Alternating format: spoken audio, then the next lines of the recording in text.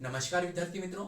आज हम एक नई पाठ के बारे में, नई विधा के बारे में, व्याकरण से संबंधित जो विधा है उसके बारे में आज समझने का प्रयास करेंगे संक्षिप्त रूप से। आज जो विधा लिखने वाले हैं हम, उस पाठ का नाम है सर्वनाम। सर्वनाम ये पाठ जानने से पहले मैं आपको बताना चाहूंगा कि इस संसार में जितनी भी वस्तुएं होती हैं जिसे हम देख सकते हैं, या जो भाव होते हैं जिसे हम देख नहीं सकते लेकिन अनुभव कर सकते हैं, वो सभी के नामों को संज्ञा कहते हैं। ये हम देख चुके हैं। उस सभी के नाम को संज्ञा कहते हैं, आपको भली बात ही पता है। लेकिन जब वाक्य की रचना होती है, जब वाक्य की रचना होती है तो हिंदी भाषा में वाक्य की रचना का जो प्रारूप है वो किस तरह से होता है? कर्ता, कर्म और क्रिया। तो ये जो पहला कर्ता होता है उसमें जो संज्ञा होती है, वो संज्ञा का अगर आप प्रयोग करेंगे वाक्य में, एक बार अगर प्रयोग करोगे तो उसका अर्थ सार्थक रूप से प्रतीत होगा।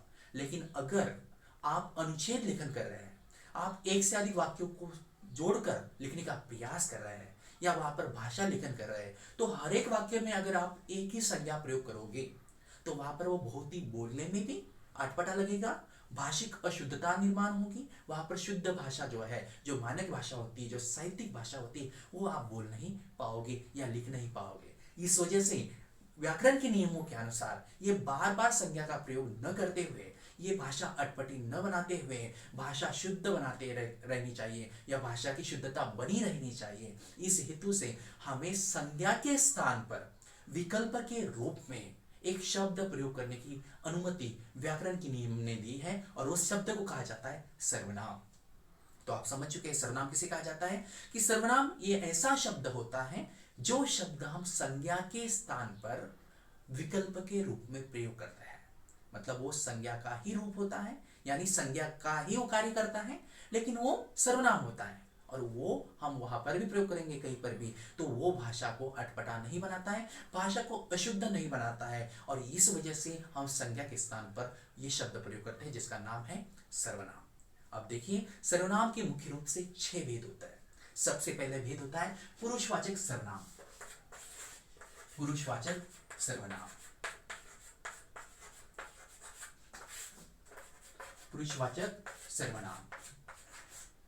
पुरुषवाचक सर्वनाम, पुरुष का अर्थ होता है व्यक्ति, मतलब व्यक्ति के लिए प्रयोग किया जाने वाला जो सर्वनाम होगा उसे कहा जाता है पुरुषवाचक सर्वनाम। आपको समझ लेना है कि व्यक्ति 3 रूपों के माध्यम से यहाँ पर वहां पर जो है हम उसे पुरुषवाचक सर्वनाम के रूप में ले सकते हैं। जैसे जो बोलने वाला व्यक्ति स्वयं के लिए सर्वनाम प्रयोग करता है, जो सुनने वाला व्यक्ति के लिए हम सर्वनाम प्रयोग करते हैं, और जो अन्य व्यक्ति है उसके लिए हम दोनों, जो बोलने वाला और सुनने वाला, सर्वनाम प्रयोग करते हैं। वो सभी जो सर्वनाम होता है, जो प्रयोग किया जाता है, उसे पुरुषवाचक सर्वनाम के अंतर्गत ही लिया जाता है। और उसी आधार पर यहाँ पर पुरुषवाचक सर्वनाम के 3 उपभेद होते हैं। एक होता है उत्तम, उत्तम पुरुषवाचक सर्वनाम। दूसरा होता है मध्यम पुरुषवाचक सर्वनाम। तीसरा होता है अन्य पुरुषवाचक सर्वनाम। तीसरा होता है अन्य पुरुषवाचक सर्वनाम। तो ये तीनों भी पुरुषवाचक सर्वनाम के उपभेद है। अभी उत्तम पुरुषवाचक सर्वनाम मतलब जब कोई वक्ता, बोलने वाला, खुद के लिए जो सर्वनाम प्रयोग करता है उसे कहा जाता है उत्तम पुरुषवाचक सर्वनाम। उदाहरण के रूप में हम बोल सकते हैं मैं गांव जा रहा हूं, मैं गांव जा रहा हूं। स्वतः के लिए उन्होंने मैं सर्वनाम प्रयोग किया है, इसलिए ये है उत्तम पुरुषवाचक सर्वनाम का उदाहरण। मध्यम पुरुषवाचक सर्वनाम मतलब जो श्रोता होता है, मतलब जो वक्ता बोलने वाला होता है, जो उसके सुनने वाले होते हैं, उसे श्रोता कहा जाता है। तो श्रोता के लिए जो सर्वनाम प्रयोग किया जाता है उसे कहा जाता है मध्यम पुरुषवाचक सर्वनाम। जैसे उदाहरण के रूप में आप बोल सकते हैं तू कहाँ जा रहा है, तू कहाँ जा रहा है, तू कहाँ जा रहा है। उसमें जो तू शब्द है, जो सर्वनाम शब्द है, ये श्रोता के लिए प्रयोग किया गया, इसलिए वो मध्यम पुरुषवाचक सर्वनाम है। अन्य पुरुषवाचक सर्वनाम मतलब वह गांव जा रहा है, यहाँ पर वह है, वह गांव जा रहा है, मतलब वक्ता जो है श्रोता के साथ बात कर रहा है, लेकिन किसी अन्य व्यक्ति के लिए वो उसकी बात की जा रही है, और उसके लिए जो सर्वनाम प्रयोग कर रहा है, बार बार नहीं कह रहा है कि राहुल गांव जा रहा है, राहुल गांव जा रहा है, तो वो कभी कहता है कि वह गांव जा रहा है। तो उसके लिए जो उन्होंने सर्वनाम प्रयोग किया, जो उनके सामने समक्ष नहीं है, उसके सामने खड़ा नहीं है, उसे ऐसे व्यक्ति को प्रयोग किया जाने वाला जो नाम सर्वनाम होता है उसे कहा जाता है अन्य पुरुषवाचक सर्वनाम। जैसे वह गांव जा रहा है, तू कहाँ जा रहा है, मैं गांव जा रहा हूँ। तो सभी जो है यहाँ पर उत्तम दूसरा जो हम भेद देखने वाले हैं सर्वनाम का मुख्य भेद, वो है निश्चयवाचक सर्वनाम। निश्चयवाचक सर्वनाम, निश्चयवाचक सर्वनाम। आपको यह समझ लेना है कि निश्चय का अर्थ क्या होता है, कि जो बात निश्चित है, जो बात आपको पता है कि वो कंफर्म, जिसे अंग्रेजी में आप कंफर्म कहते हैं। तो निश्चयवाचक सर्वनाम का बोध कराते समय या होते समय या करते समय आपको यह समझ लेना है कि कोई वस्तु है, कोई व्यक्ति है, कोई वस्तु है, कोई व्यक्ति है, उसके तरफ यह सर्वनाम संकेत करता है और इशारा करता है, और वो बात जो होती निश्चित भी होती है। तो ऐसा बोध कराने वाला जो सर्वनाम होगा उसे कहा जाता है निश्चयवाचक सर्वनाम। मतलब आप समझ जाइए कि कोई वस्तु है, कोई व्यक्ति है, चाहे वो दूर है या नजदीक है, चाहे वो दूर है या नजदीक है, लेकिन उसके तरफ वो सर्वनाम का प्रयोग करते समय इशारा करना पड़ता है, संकेत करना पड़ता है, और उसी के साथ वो वस्तु निश्चित भी होती है, तब उसे कहा जाता है, उस सर्वनाम को कहा जाता है निश्चयवाचक सर्वनाम। उदाहरण के रूप में अगर आप देखेंगे तो उसका उदाहरण हो जाएगा, उदाहरण के रूप में अगर देखेंगे तो उदाहरण है, यह कमीज मेरी है, यह कमीज मेरी है, यह कमीज मेरी है। अब आप देखेंगे कि इस वाक्य में ये शब्द सर्वनाम के रूप में प्रयोग हुआ है, ये शब्द सर्वनाम के रूप में प्रयोग हुआ है, लेकिन ये सर्वनाम जो है, ये निश्चयवाचक सर्वनाम है। ये हमें कैसे पता चलता है, क्योंकि वो संकेत कर रहा है, यह शब्द संकेत कर रहा है। अब देखिए, अगर वाक्य बोलने का प्रयास करेंगे, यह छोड़कर लीजिए, आप यह का प्रयोग मत कीजिए, यहां से बोलिए कमीज मेरी है, कमीज मेरी है, वाक्य पूर्ण है।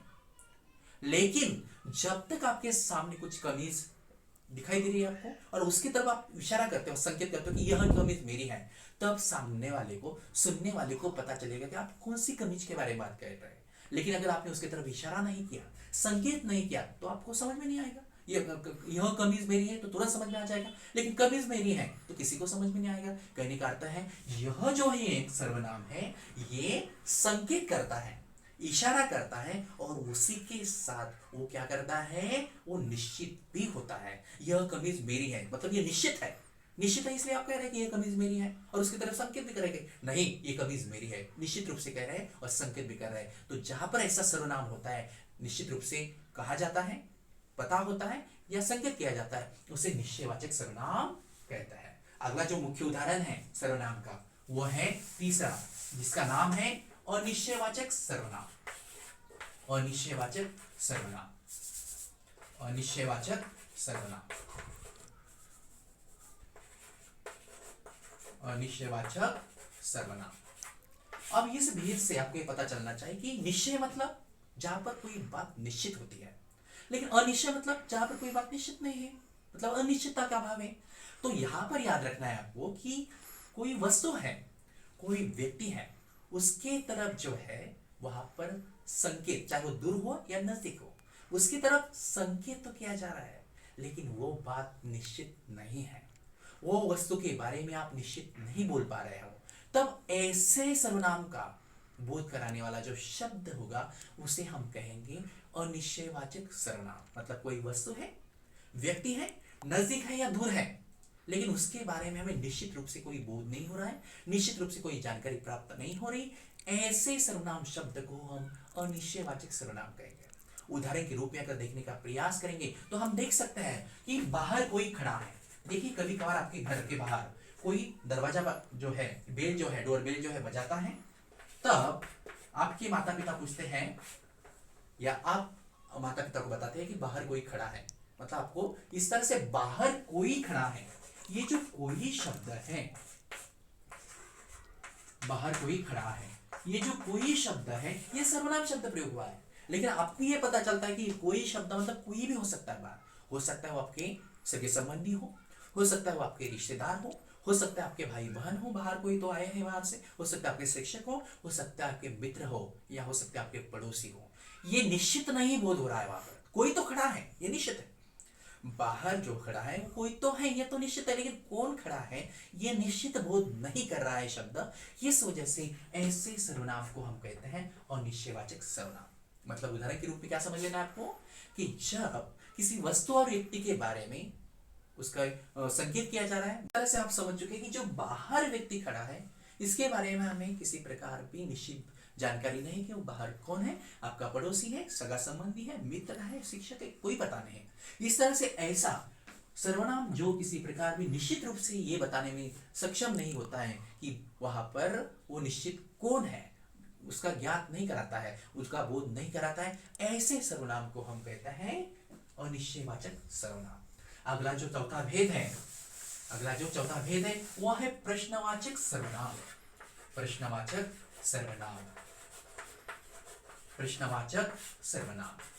तो प्रश्नवाचक सर्वनाम से आपको इतना तात्पर्य याद रखना चाहिए कि जो सर्वनाम प्रश्न पूछने के लिए प्रयोग किया जाता है, चाहे वो व्यक्ति के लिए हो या वस्तु के लिए हो, जो सर्वनाम शब्द प्रश्न पूछने के लिए प्रयोग किया जाता है, चाहे व्यक्ति के लिए हो, वस्तु के लिए हो, उन सभी सर्वनामों को यहां पर प्रश्नवाचक सर्वनाम के अंतर्गत लिया जाता है। और भी याद रखना है कि जिस वाक्य में प्रश्नवाचक सर्वनाम प्रयोग होता है उस वाक्य के अंत में प्रश्न सूचक चिन्ह भी प्रयोग किया जाता है। उदाहरण के रूप में आप देख सकते हैं कि यह पुस्तक किसकी है, यह पुस्तक किसकी है, यह पुस्तक किसकी है।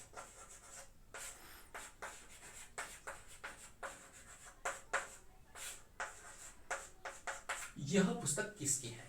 अब इस वाक्य में आप देखते हैं कि प्रश्न पूछा जा रहा है, इस वाक्य में आप देखते हैं कि प्रश्न पूछा गया है, और ये जब प्रश्न पूछने के लिए जो सर्वनाम शब्द प्रयोग हुआ है वो सर्वनाम शब्द है किसकी, सर्वनाम शब्द है किसकी। तो आपको समझ लेना चाहिए कि जब भी हम वाक्य में सर्वनाम का प्रयोग करते हैं, लेकिन सर्वनाम का प्रयोग करने का उद्देश्य, हमारा लक्ष्य, हमारा कारण ये होता है कि हम किसी को प्रश्न पूछना चाहते हैं, वो प्रश्न व्यक्ति से संबंधित हो, वस्तु से संबंधित हो। ऐसे प्रश्न पूछने के लिए प्रयोग किए जाने वाले जो सर्वनाम शब्द होंगे उस सर्वनाम शब्द को हम प्रश्नवाचक सर्वनाम कहते हैं। जैसे किसकी, ये जो शब्द है यहाँ पर प्रश्न पूछने के लिए प्रयोग किया गया है, इसलिए वो प्रश्नवाचक सर्वनाम के अंतर्गत आता है। सर्वनाम का जो अगला भेद है, जो पांचवा भेद है वो है निजवाचक सर्वनाम। जो पांचवा भेद है वो है निजवाचक सर्वनाम। निजवाचक सर्वनाम। आपको याद रखना है कि निज का अर्थ एक आपके मन में तय करके रखना है कि इसका अर्थ क्या है। निज मतलब जो खुद के लिए प्रयोग होता है, निज मतलब खुद के लिए। इतना अगर आप ध्यान रखेंगे तो आपको ये सर्वनाम क्या होता है इसे जानने में थोड़ी आसानी हो जाएगी। निज मतलब खुद के लिए। तो आपको याद रखना है कि जब कोई सर्वनाम जो है ये खुद के लिए प्रयोग किया जाता है, कि वो कार्य कर रहा है, वो स्वयं कर रहा है, खुद कर रहा है, स्वतः कर रहा है, यह बताने वाला जो भी सर्वनाम शब्द होगा उस सर्वनाम शब्द को हम कहेंगे निजवाचक सर्वनाम।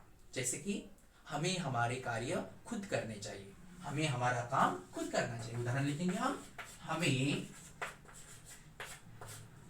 हमारा काम स्वयं करना चाहिए या खुद करना चाहिए, खुद करना चाहिए, खुद करना चाहिए। तो आपको यह तात्पर्य समझ लेना है कि जब भी आप स्वयं के लिए, खुद के लिए, मतलब वाक्य में स्वयं के लिए, खुद के लिए, स्वतः के लिए जब कोई सर्वनाम प्रयोग करते हो तब उस सर्वनाम को कहा जाता है निजवाचक सर्वनाम। मतलब आप जो कार्य कर रहे हैं वो कार्य के लिए, आप स्वयं के लिए जब सर्वनाम को प्रयोग करते हैं उसे कहा जाता है निजवाचक सर्वनाम। जैसे हमें हमारा काम स्वयं करना चाहिए, खुद करना चाहिए, मतलब ये खुद का बोध जो है, स्वयं के लिए जो प्रयोग किया गया यह सर्वनाम है, खुद के लिए जो प्रयोग किया गया सर्वनाम है, इसलिए उसे कहा जाता है निजवाचक सर्वनाम। अब एक अंतिम सर्वनाम का भेद हम देखने वाले हैं। जो अंतिम सर्वनाम का भेद है वो है संबंधवाचक सर्वनाम। संबंधवाचक सर्वनाम। संबंधवाचक सर्वनाम।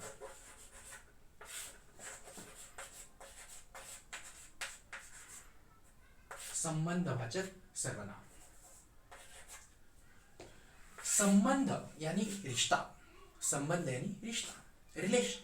आपको इतना याद रखना है कि किसी वाक्य में जब एक से अधिक यानी दो सर्वनाम आते हैं, दोनों सर्वनाम एक दूसरे से संबंध रखते हैं, यानी ये दोनों भी सर्वनाम एक दूसरे से संबंधित अर्थ प्रतीत। तो जब आपको ये पता चलता है कि जब किसी वाक्य में दो सर्वनाम होता है, दोनों का संबंध एक दूसरे से जुड़ा हुआ रहता है, तब जाकर दोनों का संबंध जुड़ने की वजह से वो वाक्य सार्थक अर्थ प्राप्त करा देता है। तब ऐसे सर्वनाम को हम कहते हैं संबंधवाचक सर्वनाम। मतलब आप समझ चुके हैं कि वाक्य में कितने सर्वनाम होंगे? दो सर्वनाम होंगे। दो सर्वनाम होंगे, लेकिन दोनों का भी एक दूसरे से संबंध होगा, दोनों भी एक दूसरे पर निर्भर होंगे।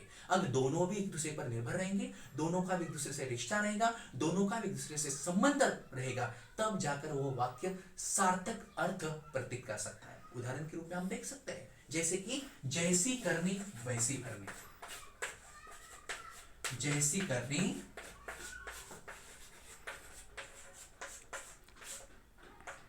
वैसी भरनी।